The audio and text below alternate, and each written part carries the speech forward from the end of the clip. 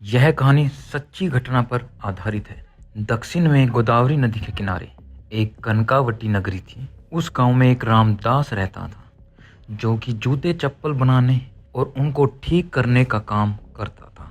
यह काम उनकी कई पीढ़ियों से चलता आ रहा था। वो बहुत गरीब था, रोज जूते चप्पल बनाता और उससे जो प्राप्त होता उससे अपना जीवन यापन करता।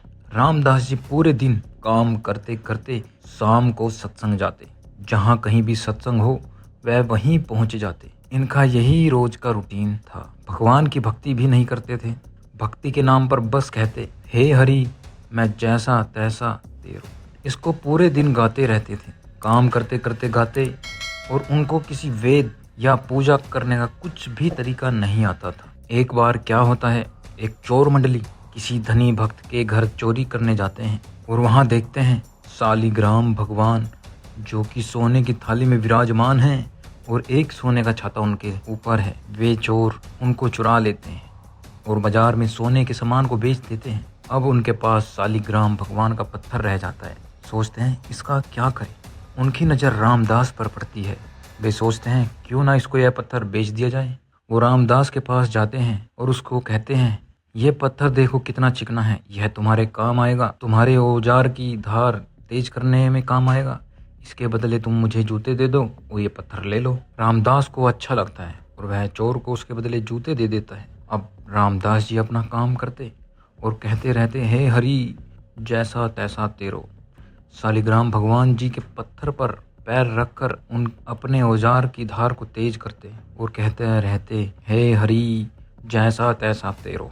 पत्थर पर उनका पसीना गिरता, आंसू गिरते, वह अपनी धुन में अपना काम करते। और एक दिन क्या होता है, वहां से एक पंडित जी गुजर रहे होते हैं। उनकी नज़र शालिग्राम पत्थर पर पड़ती है और वो देखते हैं ये जूते बनाने वाला शालिग्राम भगवान पर पैर रख के काम कर रहा है। तो वे उसके पास गए और बोले, हे मूर्ख तू ये क्या कर रहा है। फिर सोचते हैं जब इसको भगवान का नहीं पता तो उसको समझाने का क्या फ़ायदा। पंडित जी कहते हैं, रामदास ये पत्थर मुझे दे दे, तू जितना पैसा कहेगा मैं तुझे उतने पैसे दूंगा।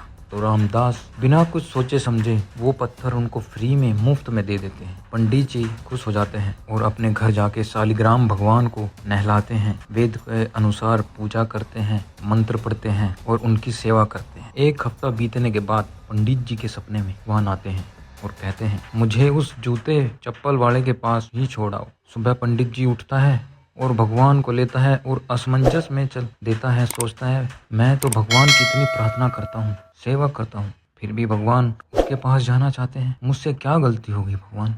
पंडित जी रामदास के पास जाते हैं और सारी बात बताते हैं। रामदास रोने लगता है, हे भगवान ये मुझसे क्या हो गया। मैं तो आप पर पैर रख के काम करता था, मैं तो नीच हूँ, पापी हूँ, आप मेरे पास क्यों रहना चाहते हो। फिर कहने लगा, भगवान मुझे दर्शन दीजिए। रोने लगा। थोड़ी देर बाद भजन गाते हुए नाचने लगा, भगवान मुझे दर्शन दीजिए। उसके बाद भगवान उसको दर्शन देते हैं और कहते हैं, जिसके मन में सच्ची श्रद्धा होती है उसको ही मैं दर्शन देता हूँ, चाहे वो गरीब हो या अमीर हो, उसको वेदों का ज्ञान हो ना हो या पूजा करनी ना आती हो। जो मुझे अपने सच्चे मन से पुकारता है, मेरी भक्ति करता है, मैं उसको दर्शन देता हूँ। अगर वीडियो अच्छी लगे तो शेयर ज़रूर करना और लाइक भी ज़रूर करना। और ऐसी वीडियो पाने के लिए हमारे चैनल को सब्सक्राइब ज़रूर करें। उसको ही मैं दर्शन देता हूँ, चाहे वो